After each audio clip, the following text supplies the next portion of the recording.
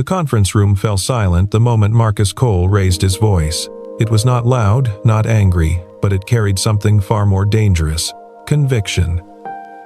His supervisor, Catherine Hale, stood 3 feet away, her face flushed with an emotion that hovered somewhere between fury and disbelief.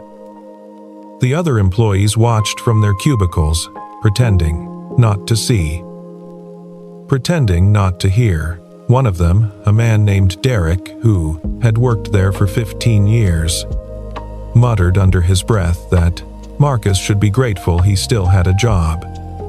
Catherine stepped closer than professional distance allowed, and for a moment the air between them crackled with something no one in that office could name. Then she kissed him. Right there, in front of everyone, she pressed her lips to his as if the world had suddenly stopped turning. 6 months earlier, Marcus Cole woke at 5:30 every morning in a small apartment in Cleveland, Ohio. The building was old but clean, the kind of brick structure that had housed working families for generations. The rent was manageable on his salary as a logistics coordinator at Hale Distribution Services, though manageable meant sacrificing small pleasures so that his daughter would never go without. His daughter, Zoe, was 7 years old with braids that bounced when she walked and a laugh that could fill any room. Every morning, Marcus made her breakfast while she watched cartoons. And every morning he reminded her of the same thing. You hold your head high, baby girl, no matter what anybody says. No matter how they look at you, you remember who you are. Zoe would nod seriously, her small face taking on an expression far too old for her years. She had already learned things that children should not have to learn. She had already seen the way people sometimes looked at her father, the way they moved their purses closer or crossed to the right, other side of the street.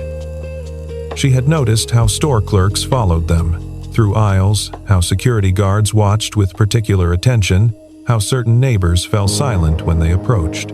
Marcus never spoke of these things directly, but he taught her through his actions, through his posture, through the quiet dignity he maintained even when the world tried to strip it away. He taught her that strength was not about fighting back, but about standing firm. Deeply that no external judgment could shake it. Every lesson was delivered with patience, every example demonstrated with grace. And Zoe absorbed it all like sunlight absorbs into the earth, growing stronger. With each passing day, at work, Marcus was efficient, reliable, and invisible in all the ways that mattered. He arrived early and left on time.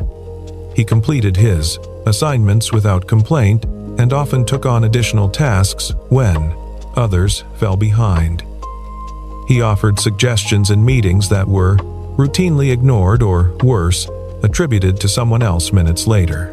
His white colleagues received praise for adequate work, while his excellent work received silence or, at best, a curt acknowledgement.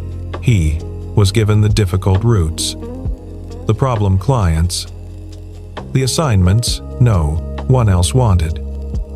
When he asked for an explanation, he was told he was imagining things. When he asked for a promotion, he was told to be patient.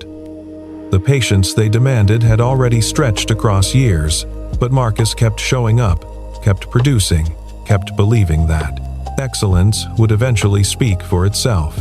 He refused to let their blindness become his bitterness, refused to let their limitations define his own. His wife, Denise, had passed away 4 years ago from complications during surgery that was supposed to be routine. The hospital had made mistakes, small ones that compounded into tragedy. And Marcus had spent months afterward fighting through grief and bureaucracy to get answers that never fully came. Denise had been the one who saw the world clearly, who named things Marcus preferred to leave unnamed, have told him to fight harder, to demand what he deserved. Without her, he sometimes felt like he was navigating without a map, making decisions he hoped she would have approved of. He raised Zoe alone, balancing work and parenting with the kind of exhausted determination that becomes invisible because it never stops. Every night after Zoe fell asleep, he would sit in the darkened living room and wonder if he was doing enough, being enough, giving her the foundation she would need to survive a world that was not kind to girls who looked like her. He would look at photographs of Denise and silently ask for guidance that never came in words, but sometimes arrived in feelings, in moments of clarity that felt like her presence brushing against his consciousness. Catherine Hale had been the regional supervisor for 2 years. She was 34 years old, unmarried, and driven by an ambition that left little room for anything else. She had worked her way up from an entry-level position, and she believed that her success was proof that anyone could achieve the same if they simply worked hard enough. She did not see the invisible advantages that had smoothed her path. She did not see the doors that had opened for her simply because of who she was. She prided herself on treating everyone equally, which meant she failed to notice when equal treatment produced unequal results. Her father had been a district manager for the same company, and though she never acknowledged it, his connections had opened her first opportunity. She believed she had earned everything through merit alone, and this belief made her blind to the barriers others faced. It was a comfortable blindness, a protective ignorance that allowed her to sleep soundly at night while others lay awake, wondering why their best was never enough. Catherine had inherited policies from her predecessor, signed off on procedures without examining their impact, and created an environment where bias flourished beneath a veneer of professionalism. Cruel. She was simply blind, and her blindness was the most dangerous kind because she believed she could see perfectly. She ran meetings with efficiency and evaluated performance with what she considered objectivity. She never noticed that her standards seemed to shift, depending on who was being evaluated, that her patience extended further, for some than for others, that the benefit of the doubt she offered was distributed unevenly. In her mind, she was fair. In reality, her fairness was a mirror that reflected back only what she expected to see. Those who did not match her expectations became invisible, or worse, became problems to be managed rather than people to be understood. The quarterly review meeting in March became the first crack in the Sunshine foundation. A shipment had been delayed, costing the company a significant client worth over $200,000 annually. The error had originated in the scheduling department, but somehow the conversation kept circling back to Marcus. No one accused him directly. Instead, there were implications, sideways glances, questions about his attention to detail that seemed to hang in the air like accusations. The meeting dragged on for nearly 2 hours, and with each passing minute, Marcus felt the familiar tightening in his chest that came from being judged for something he had not done. He had learned to recognize this feeling, to breathe through it, to let it pass without allowing it to define his response. Marcus sat quietly for the first half hour, watching the narrative being constructed around him like a building made of sand. He had documentation. He had timestamps. He had emails proving that the delay had occurred before the assignment ever reached his desk. He had been meticulous about this, had learned years ago that his word alone would never be enough, that he needed paper trails and electronic records and witnesses. When he finally spoke, his voice was calm but firm. He laid out the facts methodically, point by point, until there was nothing left to argue. The room fell into an uncomfortable silence. Catherine's jaw tightened. She was not used to being corrected, especially not by Pon, someone she had mentally categorized as subordinate in every sense of the word. The other employees shifted in their seats, unwilling to meet. Marcus' eyes, unwilling to acknowledge that they had witnessed something shift in the room. It's invisible hierarchy. After the meeting, Derek approached Marcus in the break room. Derek was the kind of man who had coasted through his career on connections and confidence, producing mediocre work while receiving consistent promotions. He played golf with the regional vice president. He made jokes that everyone laughed at, whether they were funny or not. He had never been questioned, never been doubted, never been made to feel small. He leaned against the counter with a smirk that made Marcus' hands clench at his sides. "Must be nice to play the victim card," Derek said. "Some of us actually have to earn our place here." Marcus did not respond.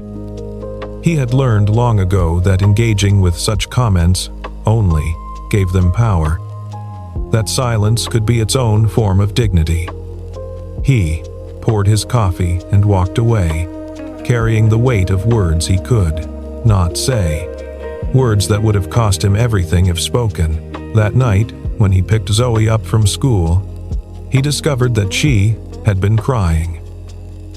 Her teacher met him at the door with an expression that suggested inconvenience rather than concern, as if Zoe's tears were a disruption to be managed rather than a child's pain to be addressed.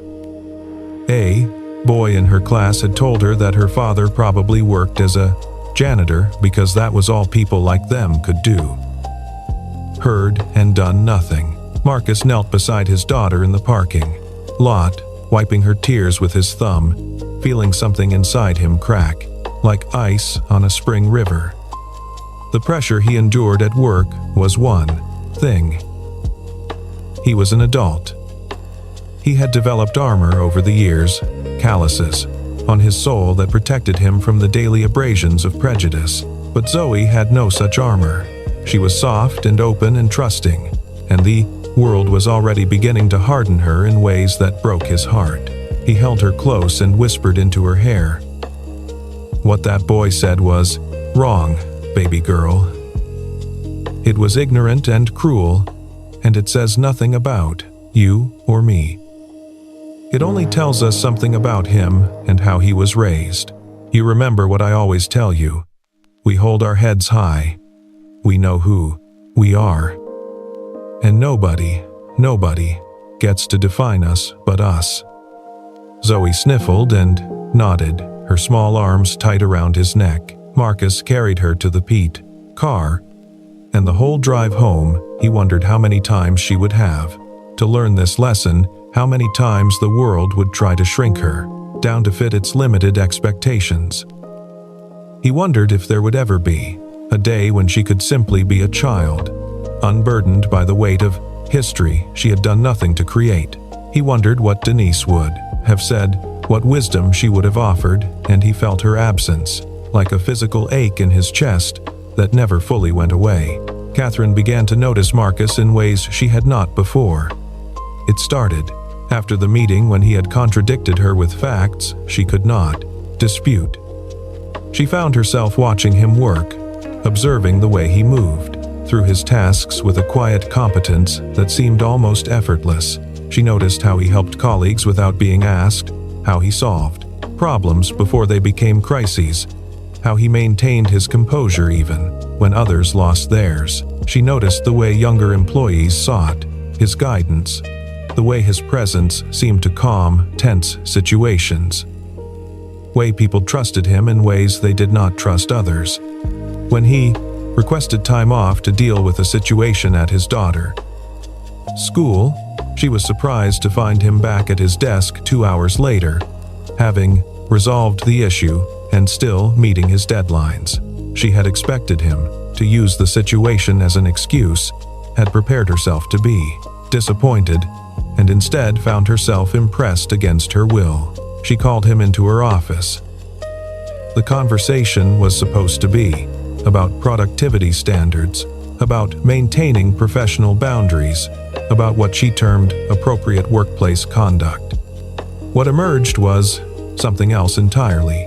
Marcus listened as she spoke about discipline and consistency. And when she finished, he spoke about dignity.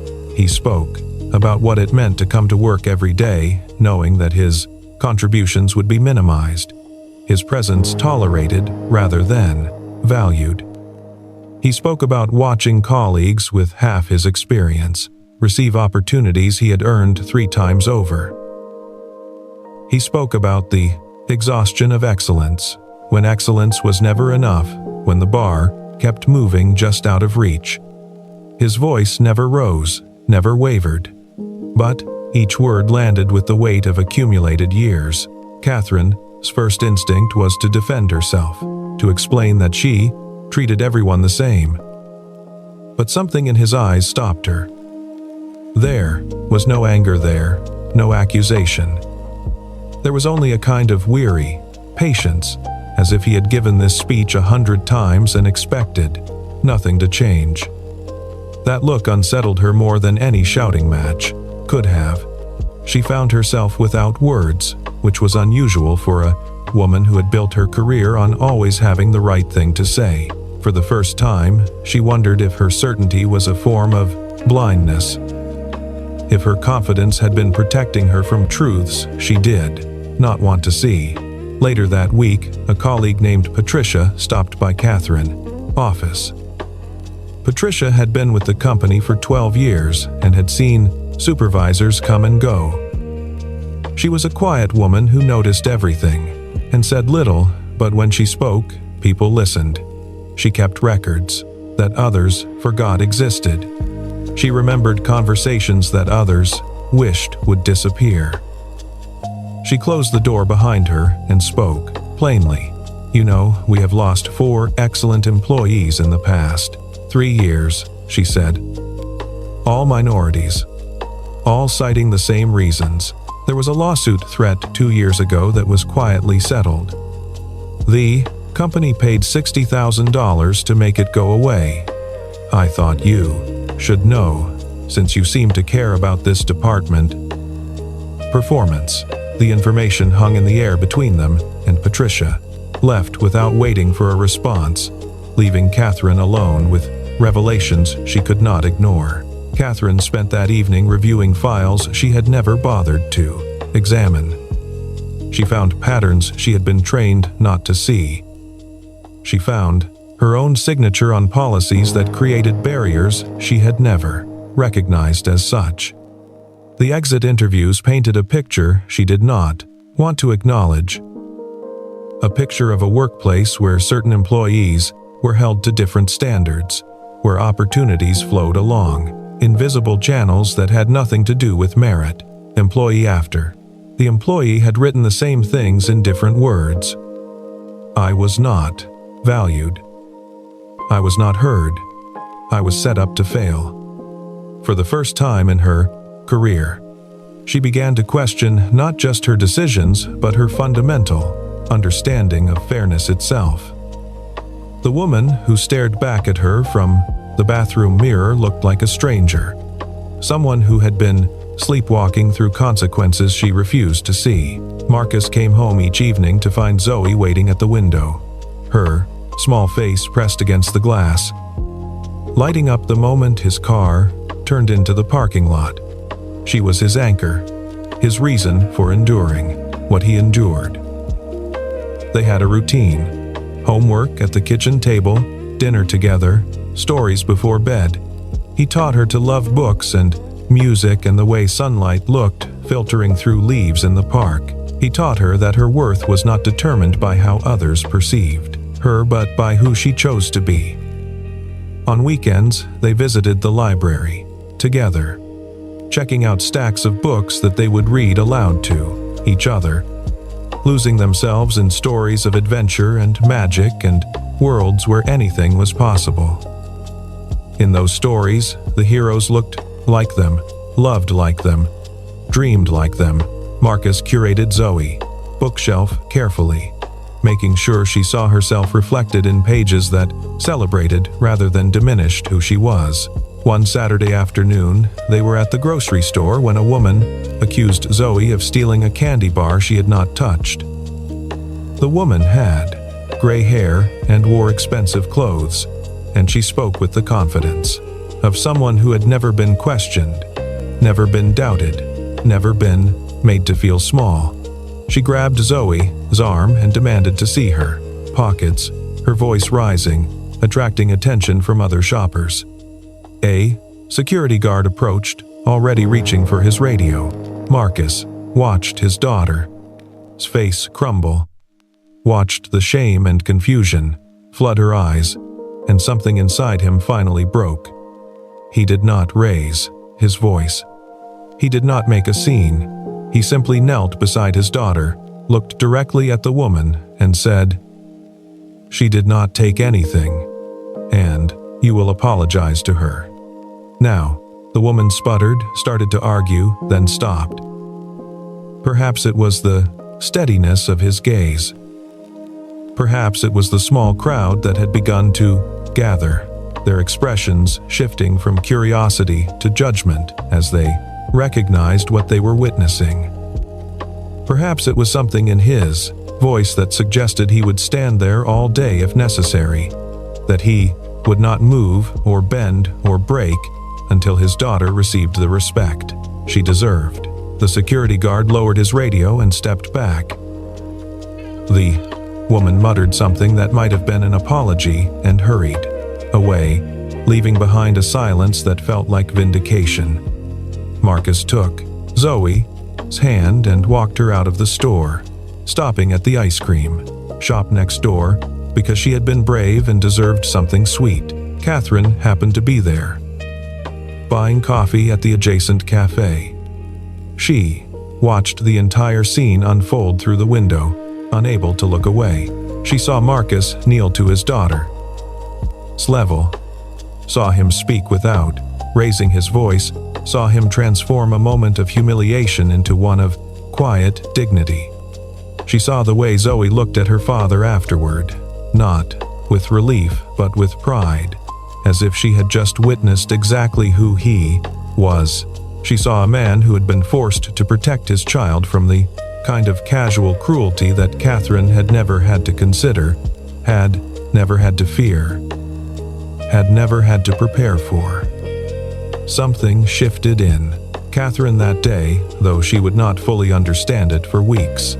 She went home and sat alone in her apartment, thinking about the man she had dismissed as just another employee, realizing that she had never truly seen him at all. That Monday, Catherine stayed late at the office, reviewing the employee handbook she had approved her first month on the job.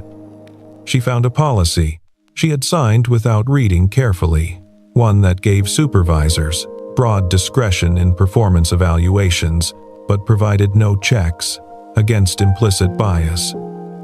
She found guidelines that sounded neutral but in practice created obstacles for anyone who did not fit a certain profile. She found training programs that had been cut for budget reasons, diversity initiatives that existed only on paper, committees that had never met. She realized that she had created the very environment she had always claimed to oppose, not through malice but through negligence, through the comfortable assumption that her intentions were enough. The discovery left her sitting alone in her office until nearly midnight, staring at her own signature, wondering how many people had been hurt by her willful ignorance. The confrontation happened on a Thursday in May. Marcus had submitted a proposal for a route optimization system that could save the company over $40,000 annually. He had spent weeks developing it, running numbers, creating projections, documenting every assumption with the thoroughness of someone who knew his work would be scrutinized more harshly than others. His proposal was rejected without explanation. When he asked for feedback, he was told the idea was not practical, that it showed a lack of understanding of company operations. 2 weeks later, the same idea appeared in a memo from Derek, praised by upper management as innovative thinking, as exactly the kind of initiative the company needed. Marcus read the memo 3 times, each reading burning hotter than the last. He had copies of his original proposal with timestamps. He had emails proving he had submitted first. He had evidence that could not be disputed, could not be explained away, could not be ignored. Marcus walked into Catherine's office and closed the door. For the first time, he did not measure his words, did not filter his thoughts, did not protect her from the truth of his experience. He spoke about every slight he had endured, every idea that had been stolen, every promotion that had gone to someone less qualified. He spoke about what it meant to work twice as hard for half the recognition. To know that his excellence would be attributed to luck, while others' mediocrity was excused as potential. He spoke about the accumulated weight of years spent proving himself to people who had decided his worth before he ever opened his mouth. And then he spoke about Zoe. He spoke about trying to teach her self-respect while the world constantly tried to tear it down, about watching her face when she asked why people were mean, about having no answers that would make sense to a 7-year-old. His voice cracked on her name, and he stopped, surprised by his own emotion. Catherine listened without interrupting. When he finished, she did not offer excuses or explanations. Instead, she said something that surprised them both. "I am afraid." The words hung in the air between them, unexpected and raw, stripped of all the professional armor she usually wore. "I am afraid that if I admit the system is broken, I have to admit my part in breaking it. I'm afraid that everything I thought I earned was partly handed to me. I'm afraid of what it means if you are right. I am afraid of who I have been without knowing it." It was the first honest thing she had ever said to him.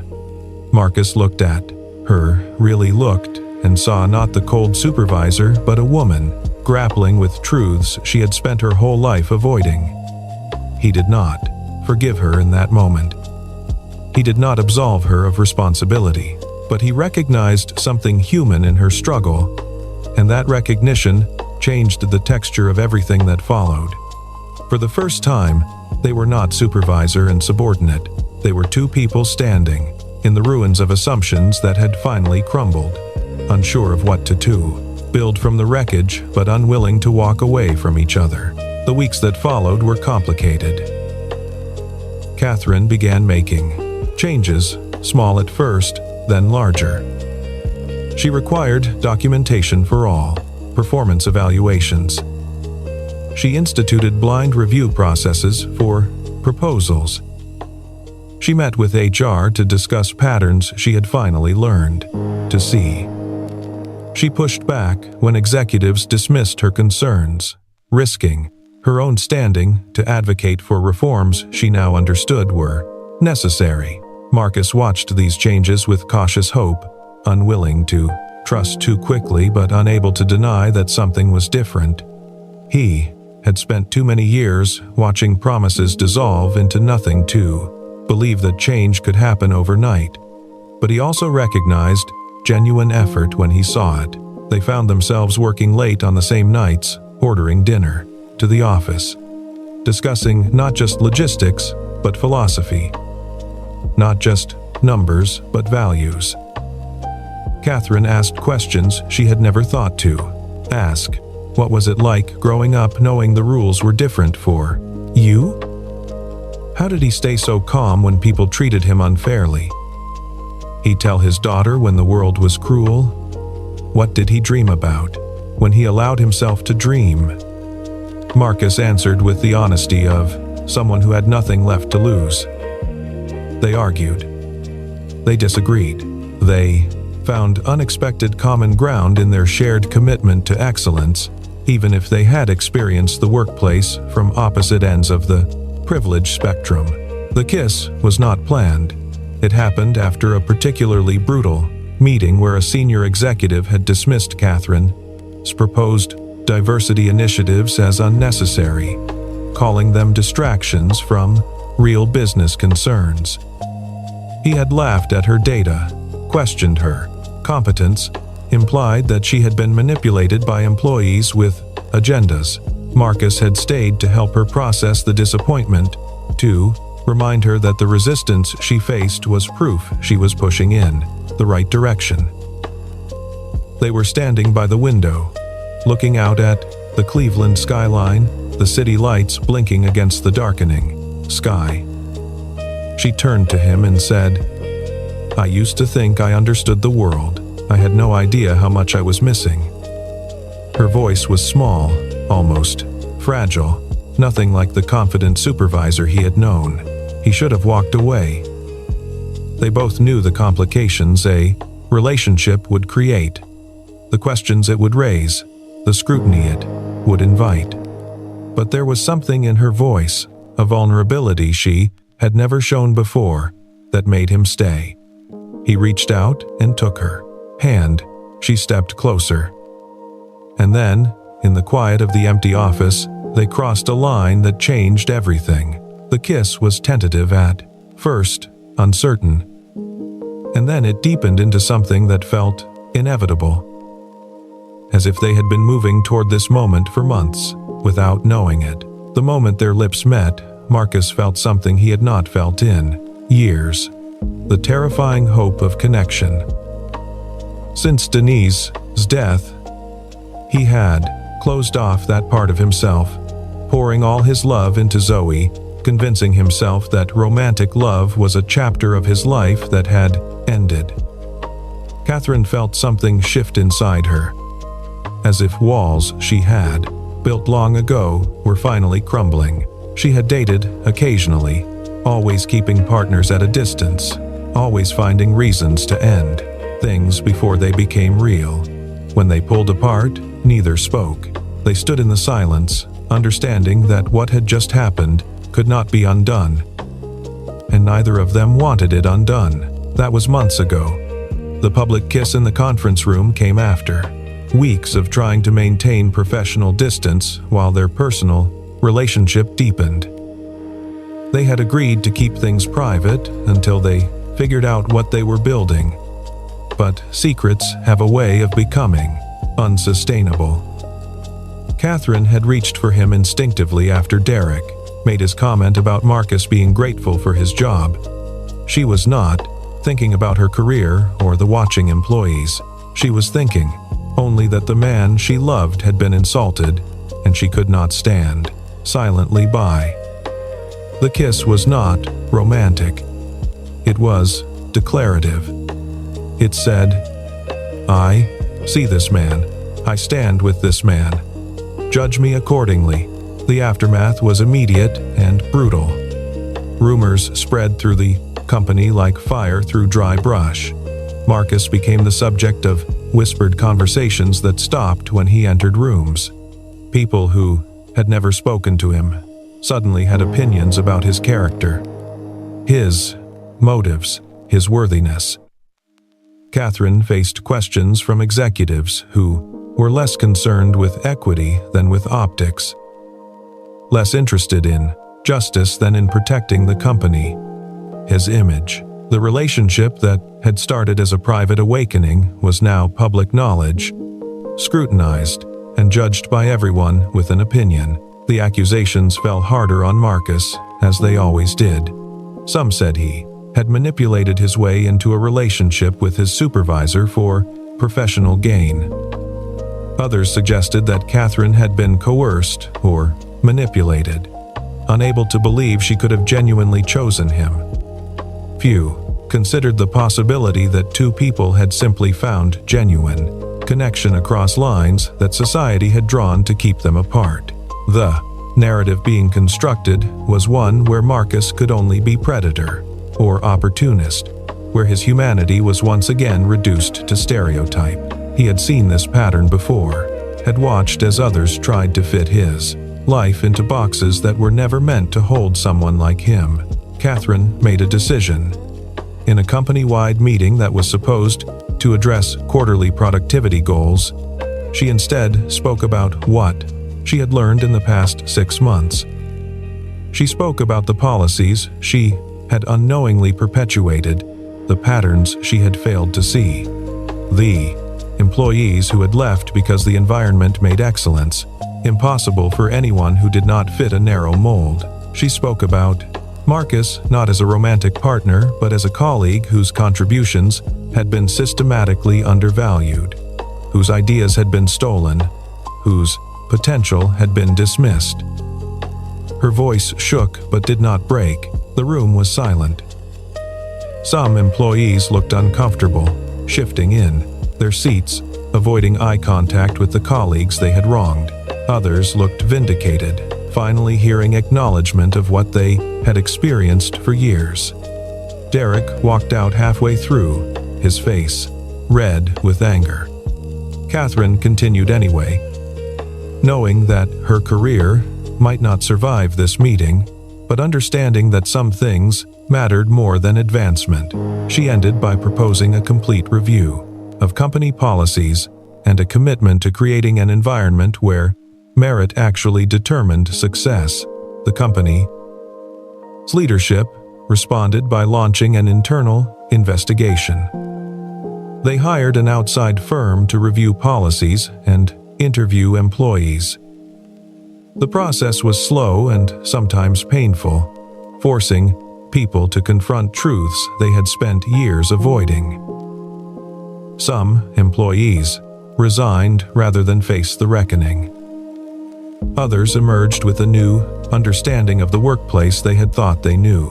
The investigation uncovered patterns that went back decades, embedded in the indices of our company. His culture so deeply that most people had stopped seeing them as choices. The changes that followed were real and measurable. New hiring practices were implemented. Evaluation procedures were restructured. A diversity committee was formed with actual power to recommend policy changes, not just the appearance of progress. Derek was let go after multiple complaints of harassment were corroborated by the investigation. The company that had ignored Marcus for years now sought his input on initiatives that would reshape its culture. He approached this new role with the same quiet competence he brought to everything, tempering hope with the realism of experience. Marcus struggled with the attention. He had spent so long being invisible that visibility felt uncomfortable, even threatening. He worried that his relationship with Catherine would be seen as the cause of the changes rather than a symptom of the deeper transformation that had occurred. He worried that any success he achieved would be attributed to favoritism rather than merit. Most of all, he worried about Zoe. She was 8 now, old enough to understand that her father was at the center of something complicated, something that adults discussed in hushed voices. He explained it to her as best he could. Sometimes, he said, standing up for what is right means other people get angry. Sometimes doing the brave thing looks messy from the outside. But you always tell the truth, baby girl. You always fight for what matters, even when it is hard, especially when it is hard. Zoe listened with the same serious expression she had worn since she was small. Then she asked if Catherine was going to be her new mom. Marcus laughed for the first time in weeks. "We are taking things slow," he said. "But she is someone I care about very much, and she cares about us." Catherine learned things about herself that were not easy to accept.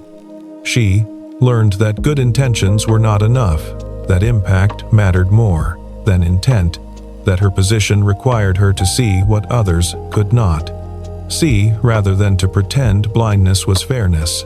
She learned to listen before speaking, to question her assumptions, to recognize when her perspective was limited by experiences she had never had. The learning was uncomfortable, sometimes painful, but she embraced it because the alternative was to remain the person she had been, and that person was no longer acceptable to her. She and Marcus built something careful and real. They did not rush. They did not pretend the complications did not exist. They navigated the challenges of a relationship that crossed professional and personal boundaries, that existed in the scrutiny of colleagues and the skepticism of a world that did not believe such connections could be genuine. Catherine met Zoe over ice cream on a Saturday afternoon, nervous in a way she had not felt since childhood. Zoe studied her with clear, assessing eyes, and then asked if she liked dinosaurs. They spent the next hour discussing paleontology with the seriousness of scholars, and by the end, Zoe had decided that Catherine was acceptable. A year after the kiss that had shocked the conference room, Marcus received a promotion. It came not from Catherine, who had stepped back from direct supervision of his department, but from a committee that had reviewed his work objectively and found it exceptional. He accepted the position knowing that he had earned it, that no one could claim otherwise, that the systems put in place had finally allowed his merit to speak for itself. The satisfaction was quieter than he had expected, less triumphant and more like relief, like finally being able to exhale. After holding his breath for years, the office had changed. Not completely, not perfectly, but meaningfully.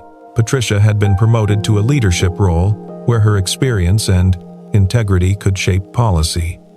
New employees came in and found an environment that, while still imperfect, at least aspired to fairness.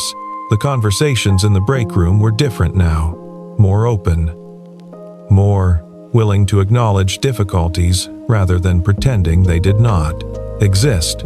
Progress was slow, but it was real, and that was more than Marcus had dared to hope for when he had walked into Catherine's office all those months ago. Zoe felt the changes too. She came to the office sometimes when Marcus worked late, doing her homework at an empty desk while he finished projects. The employees who stopped to say hello treated her not as a curiosity, but as a child who belonged there, whose father was valued, whose presence was welcome. She walked through those halls with the same confidence Marcus had always tried to teach her. But now, the world around her reflected it back. Catherine stepped down from her supervisor role after the investigation concluded. It was her choice, made not from shame but from understanding. She took a position in the company's newly formed equity division, where her experience as both perpetuator and reformer gave her a unique perspective. She was no longer Marcus's boss, which allowed their relationship to exist on equal footing for the first time. They were partners now, in every sense of the word, building a life together that neither had expected to find. On a Sunday afternoon in autumn, Marcus walked through the park with Zoe on one side and Catherine on the other. The leaves were turning gold and red, and the sunlight filtered through them in the way Marcus had always loved. Zoe ran ahead to chase a squirrel, her laughter echoing through the trees. Catherine took Marcus' hand. "I used to think strength meant never showing weakness," she said. "You taught me that real strength is being vulnerable enough to change." Marcus watched his daughter spin in circles, arms outstretched, face lifted to the sky. He thought about all the years he had spent teaching her to hold her head high, to know her worth, to refuse to let the world diminish her. He thought about how hard that lesson had been to teach, when the world so often conspired to prove it wrong. Now, finally, he walked through the world not with his guard up, but with his heart open. The woman beside him had been his adversary, then his ally. Then, something more. She had not saved him. He had not saved her. They had simply found the courage to see each other clearly. And in that seeing, they had both been transformed. Zoe ran back to them, breathless and grinning. She took Marcus' hand on one side and Catherine's on the other. Together, the three of them walked forward, casting long shadows in the autumn light. Behind them was everything they had overcome: the prejudice, the blindness, the systems built to keep them apart.